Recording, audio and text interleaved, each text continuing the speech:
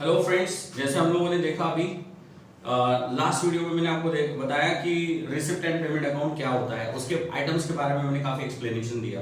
अब दोस्तों वही रिसिप्ट एंड पेमेंट को अगर हम पकड़े, वहां के आइटम अगर हम ये इनकम एंड एक्सपेंडिचर अकाउंट जो आपकी स्क्रीन पे आपको फ्लैश हो रहा है, इनकम एंड एक्सपेंडिचर अकाउंट, ये अकाउंट के अंदर के आइटम देखे तो ये कुछ नए आइटम नहीं है, ये वही आइटम है जो हमने लास्ट वीडियो में रिसिप्ट एंड पेमेंट अकाउंट में पढ़े थे। फिर बोलेंगे सर ये सेम है तो डिफरेंस क्या है? अकाउंट के नेचर में डिफरेंस है।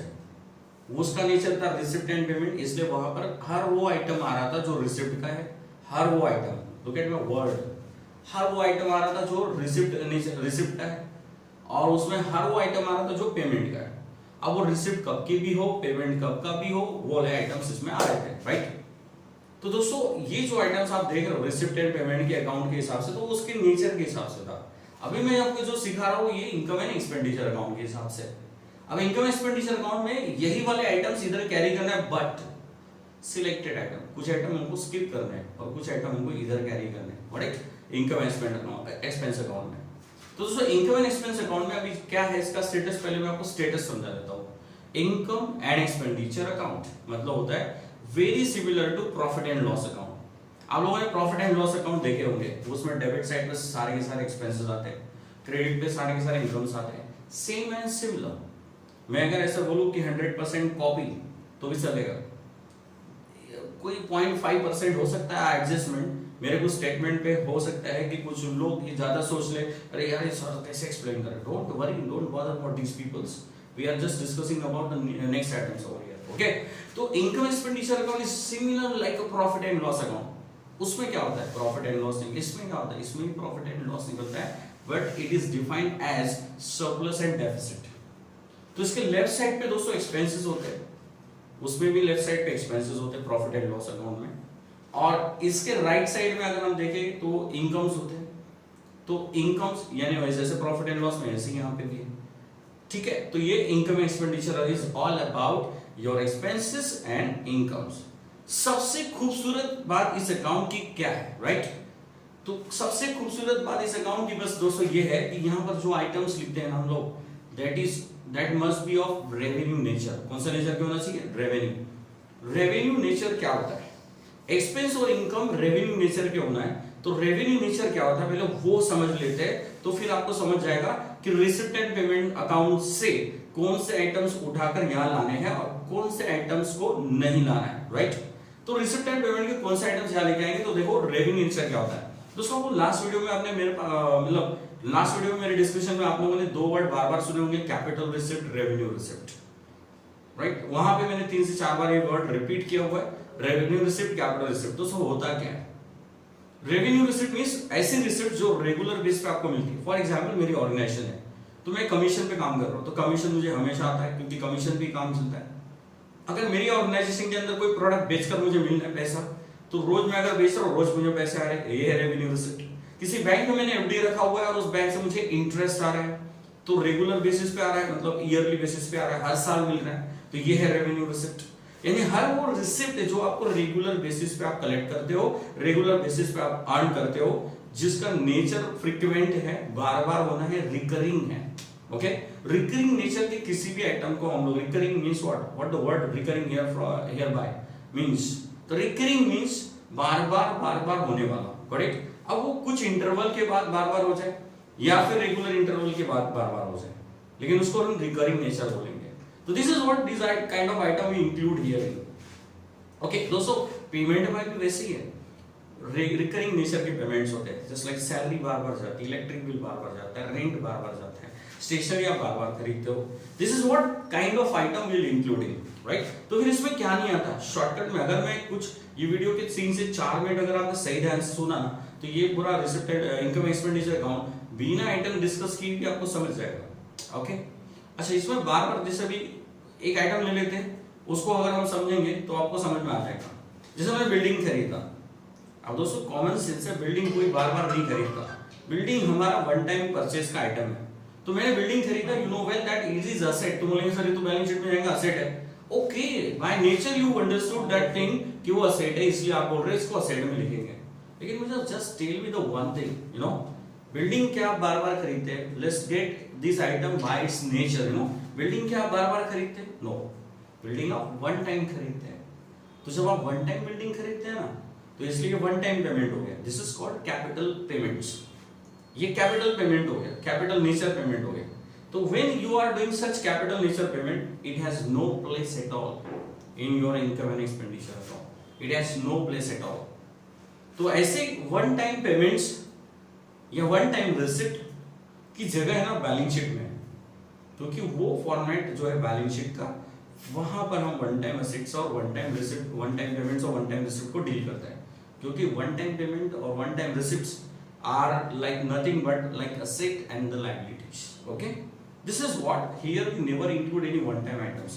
Here only we includes all recurring nature item. It may be of income or expenditure. Got it? तो ये दोस्तों शुरू की जो 3-4 मिनट है ना, ये इसका क्रक्स है, बाकी कुछ नहीं है, राइट? अब मुझे क्या डिस्कस करना है? अगर आपने मेरा लास्ट वीडियो देखा है तो मुझे ज्यादा डिस्कस नहीं करना है। जिन्होंने नहीं देखा है तो मैंने डिस्क्रिप्शन में एक लिंक दी है इस लास्ट वीडियो की। आप उस लास्ट वीडियो में रिसिप्ट एंड पेमेंट के डिस्कशन को अच्छे से देखें तो आपको सारे आइटम्स डिटेल में समझ जाएंगे। लेकिन फिर भी कुछ लोग मेरे साथ नए इस वीडियो में जुड़े हैं, तो उनके लिए डेफिनेटली मैं कुछ आइटम्स पर डिस्कशन जरूर करूंगा, राइट? तो अभी हम आते हैं इनकम एंड एक्सपेंडिचर्स के कुछ आइटम्स के ऊपर, राइट? तो दोस्तों पहला आइटम देखो, अभी हम लोग एक्सपेंडिचर डिस्कस कर रहे हैं, मैं थोड़ा सा फास्ट जाऊंगा। अब मैं ये अज्यूम कर लेता हूं कि आप मेरा वीडियो देख लिए होंगे। अगर नहीं देखेंगे तो अभी आप डिस्क्रिप्शन में जो लिंक दी है उसको ओपन करके आप देख लेंगे, तो डेफिनेटली आपको ये वीडियो और अच्छे से समझेगा और इसमें जो आइटम्स है वो फास्ट लेंगे, राइट? फास्ट क्यों? क्योंकि मैं एक चीज बार बार पढ़ाना, it's not a better thing, but मेरे पास ऑलरेडी सोर्स है, आपको लिंक दे दी है, तो definitely you can go through that items and you can discuss it. But today in this video I will explain the items in short way. Got it? Now let's come expense. दोस्तों expense, और ये याद रखना, मैं जो भी expense discuss करूंगा ना, just try to find this nature, recurring nature, बार बार होता है। ये नेचर से अगर आप सीखेंगे ना तो आपको ये अकाउंट्स पूरा अच्छे से याद हो जाएगा। What it? Let's come first item, salary, rent and then printing. 3 items है यहाँ पे। तो सैलरी, रेंट एंड प्रिंटिंग आप देख सकते हैं। तो सैलरी इज व्हाट? एक्सपेंडिचर। अपने एम्प्लॉय को रेगुलर बेसिस पे देते हैं, हर मंथली देते हैं, that's why it's a recurring item, will include on payment, खर्चा, एक्सपेंस में डाल दो। देन रेंट हर महीने देते हैं, खर्चा है, एक्सपेंस में डाल दो। Next printing and stationery, we know well that office के अंदर स्टेशनरी लगते ही रहती है। We usually take the consumption of the stationery in office, that's why such items are regular nature item and we spend it regularly, this is why will include in expenditure. Next item दोस्तों, telephone charges, electric charges, it's very common item of the office organisation, that rent we pay, electricity we पे, you know, that all items. Next item, newspaper and periodicals. Newspaper and periodicals भी हम लोग organisation में मंगाते हैं, magazines हो गया, newspapers हो गया, उसके लिए भी हमको कंट्रीब्यूशन देना है। और ये भी ईयरली बेस बोल सकते हैं या मंथली बेस बोल सकते हैं, एक्सपेंसेस तो होते रहते हैं। This is what such item is what? Recurring nature. तो ये एक्सपेंस है, पेमेंट पे जाएगा, मतलब एक्सपेंस में जाएगा। What? Next item, repairs and maintenance. दोस्तों एक्सप्लेन करने की आई थिंक जरूरत नहीं है। रिपेयर्स लाइक कोई भी असेट अगर खराब होती है तो उसको रिपेयर किया। आप बोलेंगे सर रिपेयर अगर हमने लॉन्ग टर्म की बात किया तो दोस्तों देखो, अब ऑर्गेनाइजेशन है, ऑर्गेनाइजेशन की कोई भी प्रॉपर्टीज हो, रेगुलर बेस में यूज में आती है तो उसका मेंटेनेंस करना ही होता है। अगर आप नहीं करते, आप 5 साल तक उसको कुछ नहीं करते, तो यू आर टोटली एक्सेप्शनल। लेकिन ऑर्गेनाइजेशन में नॉर्मल सेंस में हम लोग असेट्स की ईयरली बोलो या फिर कहीं 6 हाफ मंथली बोलो या फिर हाफ ईयरली बोलो, हम एक्सपेंसेस करते हैं रेगुलर बेसिस पे। This is why we include this item in expenses, because it's of recurring nature. Next item, office expenses, office के छोटे बड़े खर्चे, नाश्ता पानी, xerox, you know, electric bill, travelling, such kind of item we include in expenditure, is a regular item. Gardening, मतलब अगर आपने कोई माली वाली रखा हुआ होगा तो definitely he is maintaining your garden, so you are paying the expense, you are spending the expenses for maintaining the garden and you are also giving the salary to the gardener. This is what such expenses are, regular expenses. Next is what? Insurance premium. If you have any insurance of your building or any properties, so definitely you need to pay the installment to the insurance company to get insured your asset. तो आपको insurance premium तो भरना ही होगा ना, तो premium when you are paying it, it is nothing but your expenditure. तो वो तो एक्सपेंडिचर हो गया, तो पैसा जा रहा है। Next item, tennis expenses, billiard expenses, these are the sports, tennis and billiard, you know. तो स्पोर्ट एक्टिविटी पे अगर आपने कोई खर्चा किया है, किसी भी एक्टिविटी को अगर ऑर्गेनाइज करें, सपोज मटेरियल खरीद के ला लिया, but if it is your asset ना, तो then it will go on the asset, you know. If you are doing small amount of expenditure which may happen on the regular basis like maintenance expenditure, I can say, like, you know, this is what कि ये expenses को हम लोग, जैसे कोई sport club है तो football इनको रेगुलर लगते ही रहता है, फुटबॉल, यू नो, अगर मैं घर के लिए ला रहा हूँ तो that may be asset for me, क्योंकि वो वन टाइम ले रहा हूँ मैं, लेकिन स्पोर्ट क्लब है तो डेफिनेटली इनको रेगुलर बेसिस पे लगता है, तो ये लोग खेलते खेलते और नया ला और नया ला और नया ला, तो that is a recurring expenses, they will including expenditure. Account एकदम नॉर्मल है दोस्तों, अकाउंट सिर्फ नॉन प्रॉफिट का नहीं है ये चीज, पूरे डबल एंट्री अकाउंटिंग सिस्टम का कॉन्सेप्ट है। If they are the regular expenses you need to include in the expenses category, okay. If they are the one time expenses you need to include that all expenses on asset category. So this is kind of item we have to discuss in this. Got it? So let's come to the next next item. Then we have the purchase of medicines, bar expenses. Bar expenses and purchase of medicine.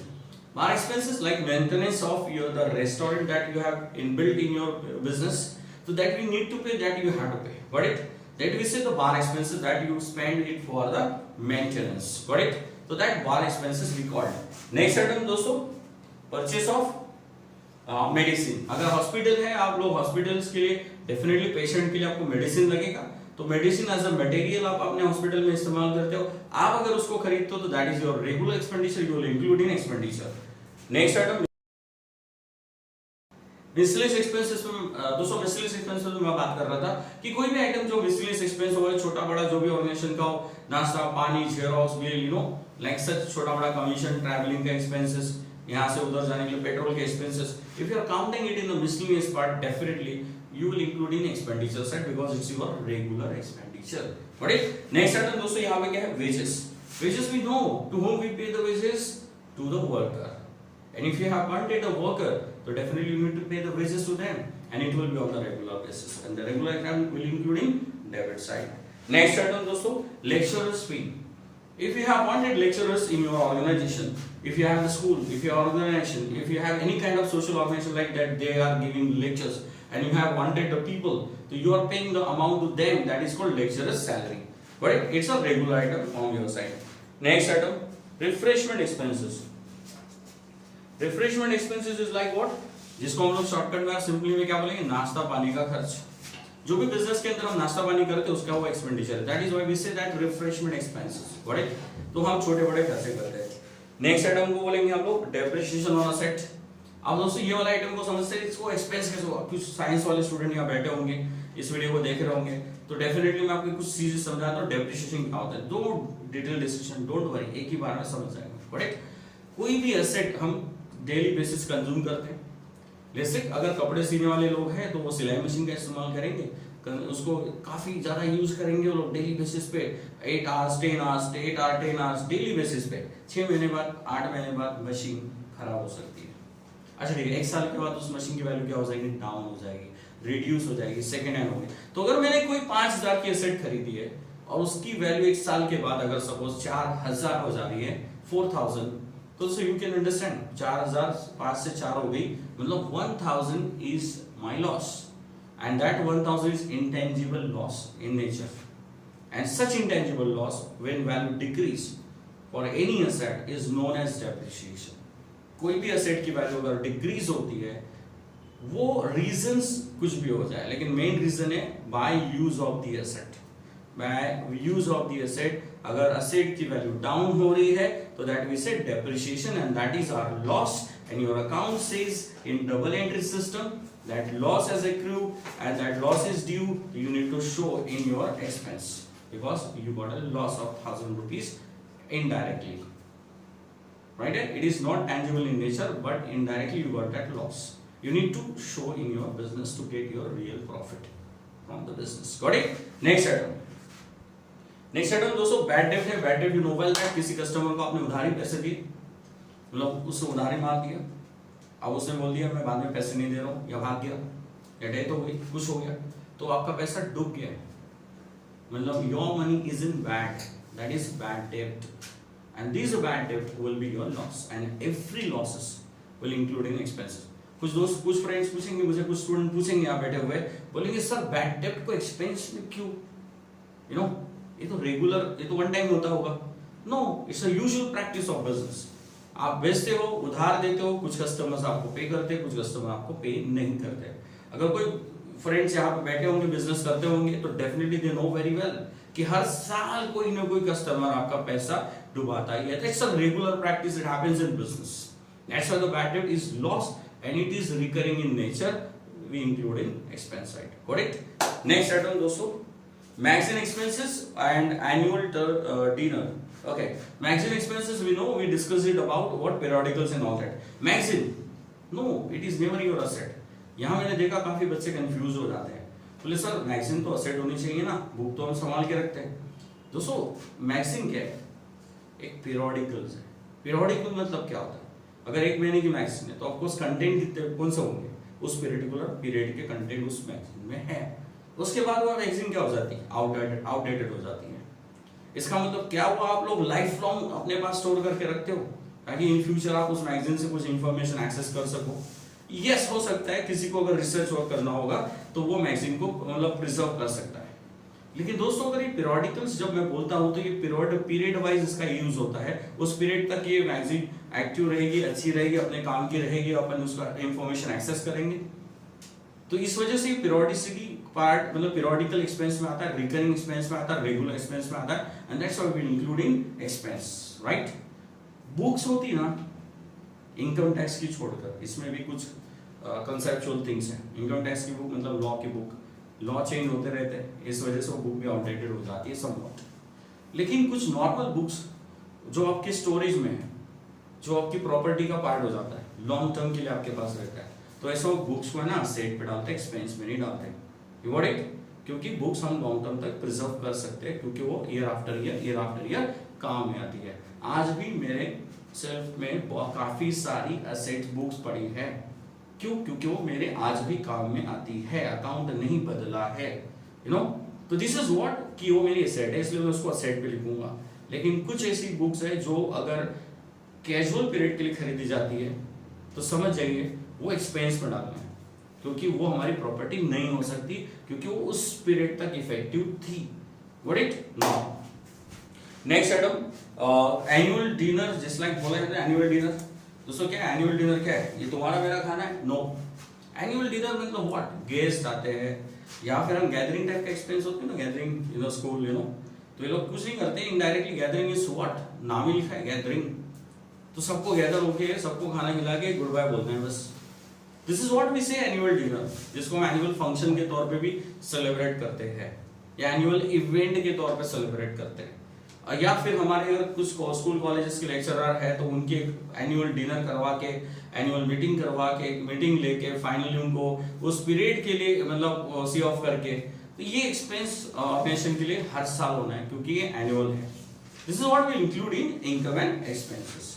Next item पे आते हैं दोस्तों, थोड़ा हमको fast जाना पड़ेगा क्योंकि item बहुत है और सिंपल आइटम्स है, ज्यादा हार्ड नहीं है। Loss on sale of assets. Next item is loss on sale of asset. You can say like what we say loss on sale of asset. कोई असेट बेची है, 10,000 की असेट 6 में बेची है, तो you got a loss there. तो ये लॉस प्रॉफिट बिजनेस, तुम बोलेंगे सर तो बैलेंस शीट में जाएगा? नो, बैलेंस शीट में 6,000 जाएगा जो आपने बेचा है, जो रेट से 4,000 इधर आएगा आपके इनकम एक्सपेंस में। क्यों? Loss, you bear that loss, right? And it's a casual one. I told you already about the casual items. If any kind of gain or losses casually happens in business, it's not the regular practice that casually happens in business, we need to include in income expenditure account, right? Purchase और cell तो आएगा balance sheet में, 10 की थी 6 में बेचा, ये आएगा बैलेंस शीट में। लेकिन what about that 4,000 will transfer to income and expenditure on debit side as loss. Got it? So you just remember any kind of losses in business will include in income and expenditure account. Got it? Next item is drama expenses. If you are organizing any event in your organization, तो उसमें आपने drama set कर दिए, रामायण का drama set कर दिए, तो उनके लिए आप कपड़े लाओ, मेकअप का सामान लाओ, पेंडाल लाओ, राइट, चेयर्स लाओ, पानी की बोतलें लाओ, सारा अरेंजमेंट कर लो। That is called drama expenses, got it? तो we need to include here in, because आपकी ऑर्गेनाइजेशन में वो ड्रामा ईयरली बेसिस या कोई इंटरवल के बेसिस पे आप ऑर्गेनाइज करते ही होंगे, तो उस पॉइंट ऑफ व्यू को ध्यान में रखते हुए ऐसे एक्सपेंसेस को हम लोग इनकम एक्सपेंस में लिखते हैं। Next item is nothing else, ये दिया excess of income over expenses. अब what is mean by excess of income over expenses? ये है ना प्रॉफिट एक्चुअली, जो फाइनली निकलेगा डेबिट क्रेडिट प्लस माइनस करके। डेबिट क्रेडिट को प्लस माइनस हम करेंगे ना तो you will get your profit. और यहाँ पे प्रॉफिट को प्रॉफिट नहीं बोलते, यहाँ पे प्रॉफिट को सरप्लस बोलते हैं। When your income is excess then your expenses, मतलब क्या हुआ कि इनकम आपका ज्यादा है किससे? एक्सपेंस है, तो यू आर अंडर प्रॉफिट। क्योंकि आपकी इनकम 1 लाख है, आपका एक्सपेंस 70,000 है, 30,000 का आपका सरप्लस प्रॉफिट हो गया। So that is this is surplus in the chapter. Why? Because ये तो नॉन प्रॉफिट है, इसमें मैं नेट प्रॉफिट लिख ही नहीं सकता। नेट प्रॉफिट लिखेंगे तो आपने तो प्रॉफिट ऑर्गेनाइजेशन उसको बैलेंस डिफॉल्ट डिक्लेयर कर दिया। तो don't use this word in non profit organisation accounting, you have to use surplus word for the profit, surplus, correct? So that surplus will include here in on debit side. Debit पे क्यों लिखते हैं? That is a part of the account. I will show in that video. Okay? I will tell you why we write it on the debit side. I will explain in the next video when I will teach you the problem in that one. Okay? So let's come on the income side. Let's be fast over here. Income. We know well that income is called what? All receipt that you have gained, that you have collected, and that is your permanent income. It means the item that you have received which is never refundable, we don't have to give it back, that item is known as income. The item you receive and you have to give it back, it means it's your liability. That's it. दोस्तों ये nature को समझने की कोशिश करो कि कोई item आपको मिल रहा है और उसको बाद में वापस करना है, तो इनकम कैसे हुआ? ये आपकी लाइबिलिटी हो गई, क्योंकि आपने लिया था उसको दे दिया। तो लाइबिलिटी की बात नहीं कर रहे, हम इनकम की बात कर रहे हैं। इनकम हर वो चीज होती है जो आपको मिली है और वो आपकी है, दैट इज कॉल्ड आपकी इनकम हो गई। Got it? नाउ अब आते हैं आगे सब्सक्रिप्शन। इनकम में पहला आइटम होता है सब्सक्रिप्शन। तो हम लोगों ने लास्ट वीडियो में मैंने बोला ना आपको सारे आइटम वहीं के हैं, इधर आ गए कुछ। सब्सक्रिप्शन मतलब मेंबर से मिला हुआ पैसा। अब क्या इसको रिफंड करना होता है? No, never, because that is a membership fee he has to pay, because he is a member in organization, is getting benefit for that year. So that's why you have received it, your organization has received it, and it has to be never refund back to any member. This is why it's become your income and it's your regular income. That's very important. Regular. If so one time receipt now will not include here. If it is a regular income, definitely I will include. Okay? तो subscription आपकी regular income है जो आपके member से आपको मिलती है। Next item is like interest on investment. What do you know about interest on investment friends? Invested figure पे आपको ब्याज मिल गया, बैंक ने आपको एफडी पे इंटरेस्ट दे दिया, गवर्नमेंट के बॉन्ड पे पैसे इन्वेस्ट किए थे वहां पे ब्याज मिल गया, तो ये आपकी इनकम हो गई। You will include in income. What is next item? Hire of hall. Friends hire of hall is what? फिर वही बात, मैंने हॉल अगर आपके पास है, you are the organisation, you have the hall and you have let out to someone else, तो उस पीरियड के लिए आपको उस हॉल से आपको क्या मिल गया? रेंट मिल गया।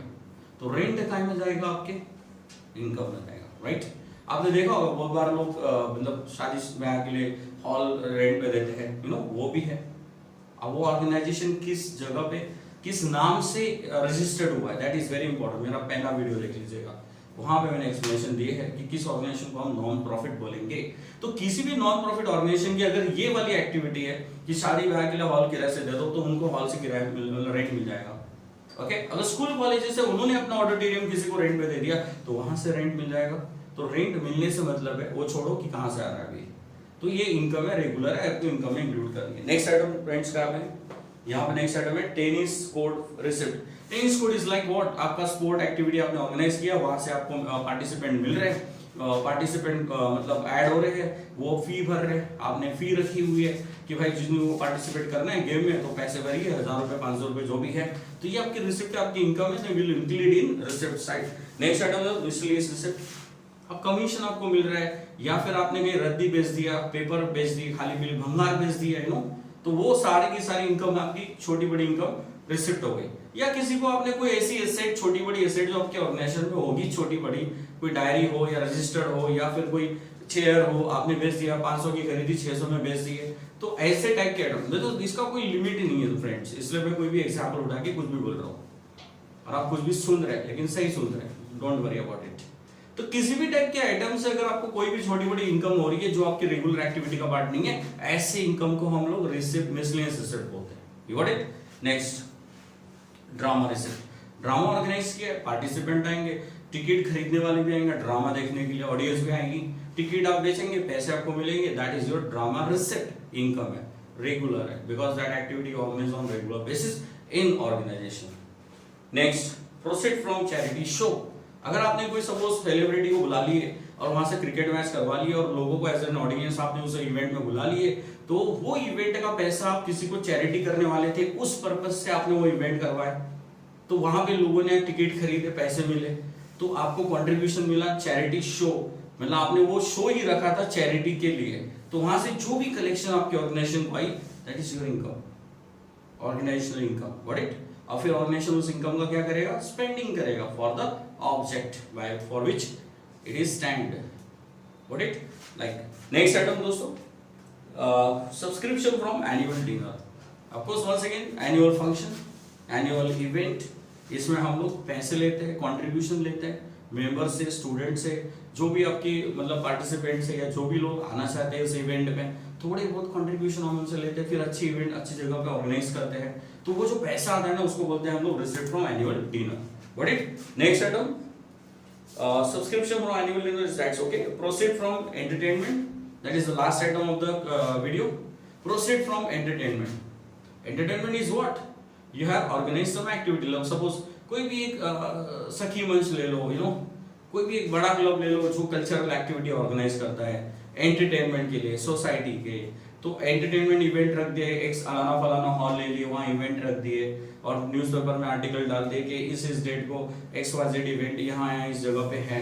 ओके, तो लोग पार्टिसिपेट करने आते हैं, कुछ लोग, और कुछ लोग ऑडियंस बन के देखने के लिए आते हैं, पैसे मिलते हैं, इनकम होती है, दैट इज वी से एंटरटेनमेंट रिसिप्ट। Got it?